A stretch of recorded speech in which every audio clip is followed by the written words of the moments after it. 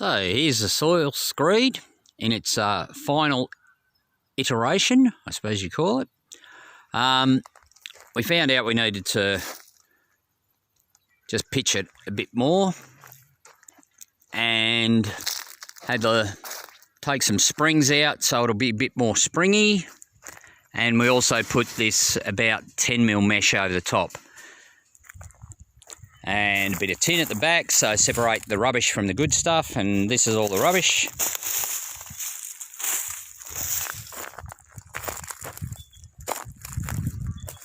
I'll try and avoid the sun a bit, and hasn't been used for a while, but I'll have a look at this is the sort of finished product you get.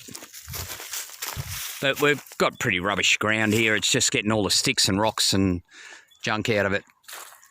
And we load it with a tractor, and if it fills up with wet grass and root material, we just pick it up at the front with the bucket and give it a bit of a shake, and that clears it off. So there she is. Homemade soil screed out of an old trampoline.